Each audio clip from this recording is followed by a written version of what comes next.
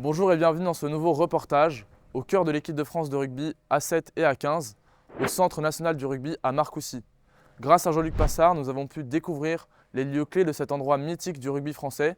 Je vous laisse, monsieur, pour découvrir le lieu. Bonjour Jean-Luc Passard. Bonjour. Merci beaucoup de nous recevoir ici à Marcoussis au Centre national du rugby et aussi centre d'entraînement des équipes de France masculines et féminines. Vous êtes intendant du 15 de France depuis 2020.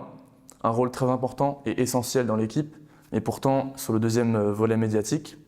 Nous allons d'abord revenir sur votre métier, votre place avec l'équipe de France et dans le staff, et puis on essaiera de revenir sur les coulisses, ce qu'on ne montre pas à la télévision, l'ambiance du vestiaire, puis nous reviendrons ensuite sur le parcours de l'équipe de France pendant le tournoi de destination et la Coupe du Monde l'année dernière. Donc tout d'abord, le terme intendant désigne une multitude de rôles. On vous surnomme parfois le papa de l'équipe de France parce que c'est vous qui vous occupez de à peu près tout ce qui tourne autour des joueurs. Est-ce que vous pouvez nous expliquer en quoi consiste votre métier précisément? Alors le métier est très vaste, hein. Je m'occupe de toutes les commandes de dotation sportive et dotation de vêtements pour les sorties, le matériel collectif, les ballons, le matériel collectif de terrain, les ballons, et par l'intermédiaire de l'entrepôt, on met en place les dotations pour distribuer aux joueurs. Après, j'organise le flocage des maillots, je fais fabriquer les transferts et Fabienne, une collègue, les amène pour qu'ils soient floqués dans une entreprise à côté. Il y a la mise en place du vestiaire, il y a tout ce qui est organisation du fret quand on se déplace, quand on va faire des stages ailleurs, et après tous les à côté, toutes les demandes des joueurs pour leur simplifier la vie au quotidien. Une autre face de votre personnalité est que vous êtes adjudant-chef de gendarmerie dans le Gers. Est-ce que vous pouvez nous raconter comment vous avez été recruté par la Fédération française et surtout comment vous arrivez avec ces deux métiers qui sont tous les deux très prenants à gérer ces choses-là? J'étais joueur en équipe de France gendarmerie, puis en équipe de France militaire. Et après j'ai arrêté de jouer et j'ai été pris au tout début comme intendant pour le 15 de la gendarmerie. Par la suite je suis passé team manager du 15 interarmée et c'est à cette occasion que j'ai rencontré le 15 de France mais sans savoir que je pouvais postuler.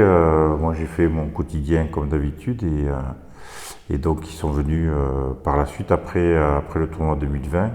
On avait fait 15 jours, une semaine de préparation avec le 15 de France à Nice et eux ils préparaient le match contre les Anglais. Le premier match contre les Anglais et donc nous on a servi de sparring partner pendant une semaine.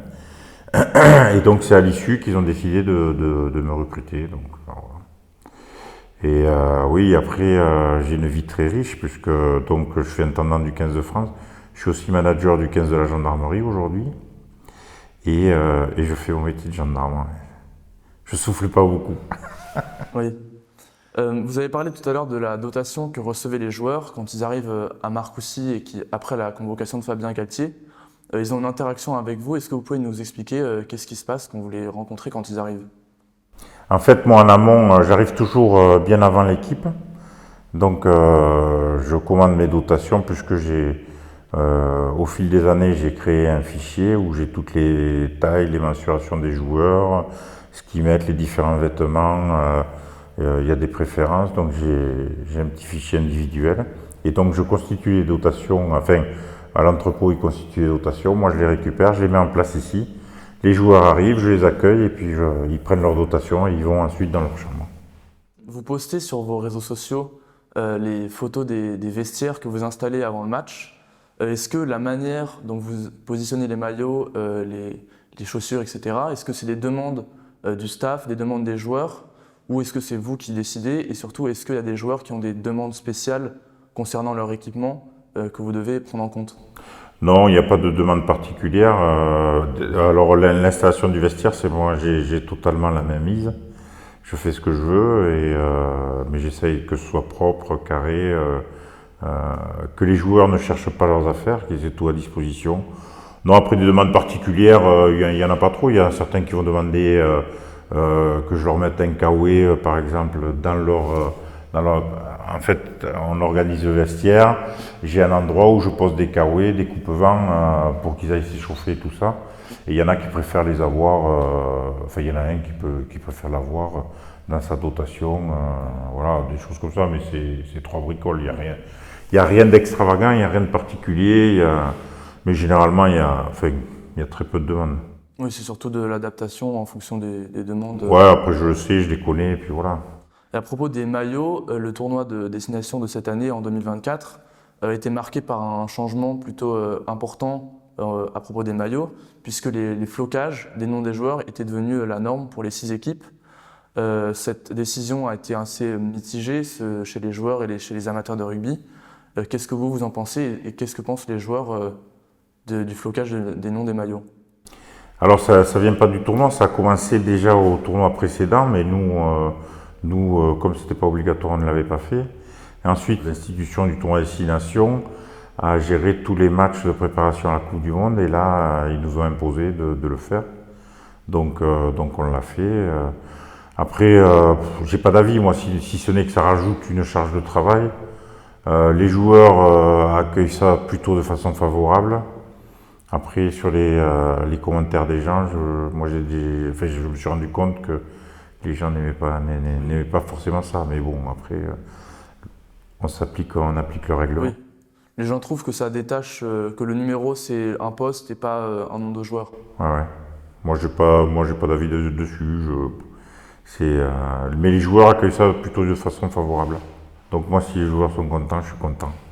Pour les joueurs, mais aussi pour vous, une compétition, ça ne se résume pas seulement au jour de match. Vous avez la préparation toute la semaine. Est-ce que vous pourriez nous donner une sorte d'emploi du temps type que vous faites dans la semaine en fonction du match qu'il y a le week-end? En fait, une journée type, alors, le lundi, c'est une journée de récupération où en fait les joueurs vont débriefer le match, vont commencer à travailler sur le match suivant. Donc c'est une journée qui paraît assez cool, mais qui est très intense. Enfin, les joueurs sont occupés vraiment toute la journée à temps plein avec des clartés. Les clartés, c'est des répétitions des combinaisons en marchant, des placements et tout ça. Le mardi, ça va être plus de la haute intensité. Alors moi, je me lève de très bonne heure, je prends contact avec les différents entraîneurs et je réponds à leurs demandes, c'est-à-dire le matériel dont ils vont avoir besoin pour leurs divers entraînements. Donc, et je mets à disposition sur différents lieux, donc sur la salle de musculation, sur le terrain couvert et sur le terrain d'honneur. Voilà, donc après à haute intensité, ils vont passer en muscu, ils vont enchaîner sur de la vidéo, ils vont venir sur le terrain. Et puis l'après-midi, pareil, des ateliers sur le terrain, tous ensemble, en collectif. Ils finiront par un peu de bowling play. Puis voilà, et puis après la journée mercredi, c'est vraiment la haute intensité. C'est un match, il faut un match entre guillemets dans l'après-midi pour sortir les meilleurs joueurs pour la composition d'équipe. D'accord. Et ensuite, le jeudi ou le vendredi, il y a le truc. Alors, à la fin de la journée du mercredi, il y a les joueurs qui ne sont pas retenus dans le groupe qui repartent en club, qui sont remis à disposition des clubs. Ensuite, le jeudi, généralement, c'est repos. Donc, moi, ça me permet d'affiner les derniers détails, le chargement des caisses et tout ça, le flocage des maillots, et puis voilà. Et ensuite, une journée de match. On imagine que ça commence assez tôt le matin. Alors ça dépend de l'horaire du match, mais nous on arrive, l'avant-garde, on arrive 5 heures avant le match. D'accord. Et c'est là que vous installez le vestiaire, C'est là que j'installe le vestiaire. Et quand vous dites l'avant-garde, ça correspond à... Alors on est plusieurs, il y a des personnels de la com qui mettent en place différentes choses au niveau du stade. Ensuite il y a un préparateur physique, il y a 2 analystes vidéo, il y a la personne qui s'occupe des GPS, Quentin, une nutritionniste, et ensuite tous ensemble on travaille pour la mise en place du vestiaire. Les analystes vidéo, Quentin, Labitte et Maniour d'Ampiletta, eux font les différents branchements. Enfin, je ne sais pas si vous avez vu, mais c'est une usine à gaz. Et c'est assez impressionnant, oui. Et les ballons connectés, est-ce que ça change? Il y a du travail en plus ou pas? Non, non, non, non, c'est simplement le ballon qui est différent du ballon normal. Comme il y a ce poids à l'intérieur, je pense que ça dérange un petit peu les lanceurs et peut-être le jeu au pied. Après, je ne suis pas convaincu, mais après, de toute façon, qu'ils soient connectés ou pas, pour moi, ça ne change rien, puisque c'est pas moi qui mets en place les relais autour du terrain. Simplement, moi, je vérifie la pression des ballons. Voilà. Donc maintenant, on va revenir sur le tournoi Destination qui vient de s'écouler, qui était un tournoi difficile, d'abord avec la défaite face à l'Irlande et la victoire à l'Écosse qui s'est jouée à pas grand-chose, et ensuite le match nul contre l'Italie. Est-ce que vous changez l'approche avec les joueurs? J'imagine que vous, avec votre rôle d'intendant, vous essayez aussi de remobiliser les troupes pour que tout se passe au mieux pour eux. Est-ce que aussi vous avez une analyse sur le jeu de l'équipe, ou c'est uniquement l'équipe proche de Fabien Galtier qui s'en charge? Ouais, non, moi je n'interviens pas du tout sur le sportif. Non, après une défaite, et suite à la pression médiatique que l'on a eue, c'est Fabien qui a pris toute la pression sur lui-même et qui l'a pas retransmis au sein de l'équipe. Après, les joueurs, le staff et tout ça se mobilisent automatiquement, hein, parce que ça fait pas plaisir de perdre. Ouais. Nous, tout ce qu'on voulait, c'est gagner ce tournoi, donc non, après, on a une façon de travailler qui fonctionne, qui a montré ses preuves, et on ne change rien, mais après, ça mobilise, chacun se mobilise parce qu'on veut gagner ce tournoi. Voilà, tout simplement. Il n'y a rien qui change, si ce n'est après peut-être dans le discours des joueurs, mais dans le discours des entraîneurs, mais ça c'est de l'intime avec les joueurs, ils font un débriefing le matin individuel. Mais après, ça travaille pareil, le système a montré ses preuves, donc on ne change rien. On peut pas du jour au lendemain, parce qu'on a perdu, tout changer. Maintenant, on va revenir sur cette douloureuse Coupe du Monde en France, qui malheureusement s'est terminée comme on le sait. On imagine que c'était très dur. Quel était déjà votre ressenti après le match contre l'Afrique du Sud? Et en plaisantant, c'est un sujet assez douloureux quand même. On voulait la gagner, cette Coupe du Monde, et on n'a pas digéré. Et en plaisantant, j'étais un fan quand j'étais gosse d'Astérix et Obélix, et ce jour-là, le ciel nous est tombé sur la tête. Ouais. Merci beaucoup, Jean-Luc Passard. Merci.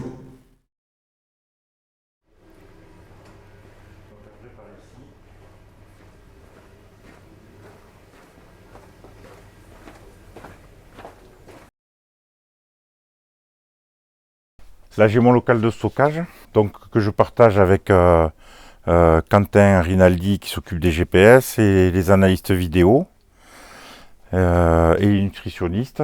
Mais c'est moi qui occupe quand même une grosse partie. Donc en fait, là, il y a toutes les caisses de déplacement. Quand on part sur un match, on amène toutes ces caisses. En fait, il en manque encore qui sont au lavage, puisqu'il y a toutes les tenues d'échauffement et tout ça, les couvertures, les parkas qui sont au lavage, les chasubles. Et voilà, puis après j'ai des chaussures, j'ai des dotations, des ballons. Et voilà, grosso modo, c'est là toutes les chasubles d'entraînement. C'est mon univers pendant 3 mois. Quand quelqu'un laisse un téléphone portable, je le prends et je fais beaucoup de selfies. Et donc, ils m'ont fait la surprise au match contre les Anglais. Mon accréditation était avec cette photo, et ils avaient mis cette photo dans les vestiaires quand j'étais rentré. Est-ce que vous pouvez nous expliquer un petit peu comment ça fonctionne? Les ballons connectés, en fait, nous, on essaie de jouer avec les ballons des matchs, et que les joueurs s'adaptent au ballon, fait un visuel. Ils estiment que ça a une partie importante. Donc, moi, j'achète les ballons des équipes adverses. Cette année, on jouait en Écosse, donc j'ai acheté les ballons écossais et gallois. Et donc, le ballon connecté, en fait, il le charge ici. Et après, il y a un système de récepteurs tout autour du terrain, enfin, de relais, comme pour un téléphone, hein, en fait. Hein. Et après, on met cette petite Très bien. protection pour... Et après, c'est des données qui sont plus utilisées, je crois, par la presse. Nous, je ne sais pas s'ils ont vraiment une réelle utilité. Et après, les ballons d'entraînement, on a les ballons d'entraînement qui ont été fabriqués aussi par Gilbert. Ils ont compensé l'ajout du GPS. Là, si vous voulez, celui-là, je sais qu'il est connecté parce qu'il y a marqué Sportable Connect. Et celui-là, il n'est pas marqué, mais ils ont fait en sorte de mettre la même chose, mais avec un poids pour compenser. Sauf que là, il n'y a pas le GPS, mais on est dans les mêmes conditions avec la valve et tout ça, et un contrepoids au lieu du GPS. Ça, c'est ce qu'on appelle la cape. C'est le joueur, lors de sa première sélection, il reçoit ça, la cape. Premier match, enfin première sélection, il faut qu'il joue. Une fois qu'il a joué, voilà, il a la cape. Et ensuite, on a le modèle aussi 50. 50 Pour la cap, 50e. voilà, pour la 50e cape. Ça, c'est le linge des joueurs. Donc là, il y a une chemise. En fait, ils ont un filet de linge, ils déposent le linge, je fais laver à la laverie, et ensuite, je le remets dans les dotations pour quand ils reviennent, ils soient opérationnels. Super. Le job d'intendant, c'est multiple, ça s'arrête jamais, ça touche à tout. C'est ça qui vous plaît dans votre métier? Ouais. Une diversité de choses à faire. Ouais, il y a toujours. Et généralement, c'est les choses que personne ne veut faire, ça revient à l'intendant. Ça, c'est le vestiaire. C'est ce qu'on appelle le vestiaire. C'est l'endroit où ils font des étirements et tout ça. Alors d'habitude, il y a d'autres machines, mais là, c'est au 15 féminin. Donc ici, c'est la partie kiné. Donc là, c'est là, après les matchs ou même avant les matchs, c'est là que les joueurs viennent, s'il y a des petites blessures, etc. C'est ça, même après les entraînements, enfin, les kinés sont à dispo en permanence. Là, vous voyez, c'est les chambres, là. Et la première terrasse, donc moi, j'occupe toujours la même chambre, c'est la mienne, la numéro 3. En fait, on est certaines personnes, il y a les kinés et doc, et puis moi, on est avec les joueurs. Les premières chambres, c'est pour le kiné, doc, la première la mienne, et puis ensuite kiné, doc, et ensuite c'est tous les joueurs. On vit ensemble, et le staff vit sur le haut du bâtiment. Là, ici, on est à la piscine. Bon, qui a une fuite en ce moment. Donc piscine, jacuzzi. Et ensuite ici, pour la récup, bain froid, bain chaud. Bain chaud 39 degrés et bain froid normalement autour des 7 degrés. Donc là, comme je vous disais, la partie chambre.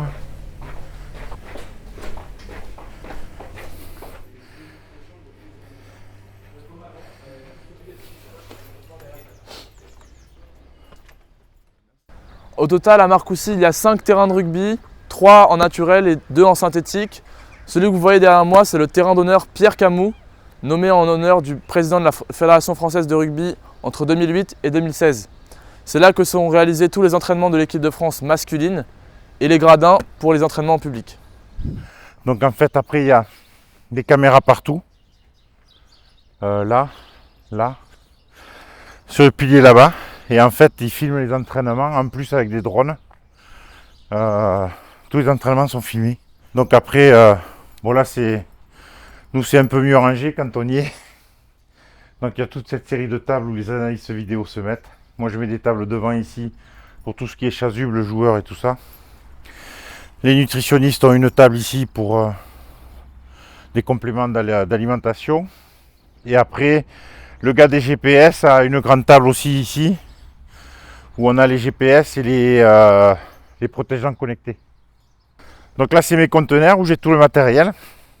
Ça, c'est réservé qu'aux 15 de France. Personne n'y touche. Vous avez un joug? Ouais, là-bas. Ah oui. Après, des jougs individuels aussi. Il y a de quoi, il y a plein d'engins de torture ici. Ah mais il faut s'offrir pour gagner. Voilà, après ici, c'est la caverne d'Ali Baba là. C'est votre deuxième repère. Voilà. Donc là, on a tout ce qui est plot, ballon. Il y a des gants de boxe, il y a des filets, il y a des ballons de basket, ballons de foot, des rallonges, des raquettes de tennis, et un peu tout. Ballons connectés des autres nations, Écosse, Pays de Galles. Pays de Galles, ça c'est des ballons connectés, hein, tout cela. Italie et Irlande. Là on va aller voir Fabienne et Mehdi. En fait c'est eux qui me préparent les dotations, qui réceptionnent les commandes, qui vérifient que la commande, la livraison est conforme à la commande. Donc là, quand vous avez des entraînements qui sont ouverts au public, c'est là qu'ils se mettent. C'est ça. À la fin là, de lundi, je fais des palettes où je renvoie en club les dotations, les surplus que les joueurs peuvent pas prendre parce qu'ils ont déjà pas mal de bagages. Et ça, c'est la préparation en amont des dotations pour les joueurs. Ils reçoivent chacun leur valise avec leurs affaires. Ouais, avec leurs affaires, et chaque dotation est numérotée. Alors le staff, on a les initiales dessus et les joueurs ont un numéro qui leur est propre jusqu'à la fin de la saison. Et il peut changer la saison suivante. Ça prépare toutes les dotations. Là, les maillots du 15 de France. Les maillots de match. Donc voilà Fabienne, qui est responsable donc du dépôt, où il y a tous les vêtements de toutes les équipes de France. Et c'est elle qui me... Sans elle, je suis mort. Elle me fait tout, donc elle me prépare toutes les dotations, tout ça, les maillots de match, tout ça, dès que j'ai besoin. Elle m'aide beaucoup. Voilà, donc elle réceptionne les marchandises, elle fait les dotations. Ouais, elle floque aussi. Je floque pas tout, moi. Il y a Fabienne qui floque aussi, et voilà. Et après, voilà, tout est en rayonnage, là, comme ça, et... En fait, le 15 de France, ça occupe toute la moitié de la pièce, hein, pratiquement, hein, Fabienne. Oui, une bonne partie, oui. Voilà, tout ça, et puis tout ce qu'il y a derrière, plus les maillots ici.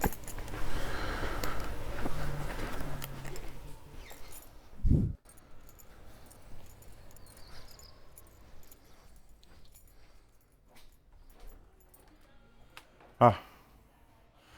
On va juste regarder comme ça, mais il y a les filles, on va pas déranger. Ça, c'est la salle de muscu.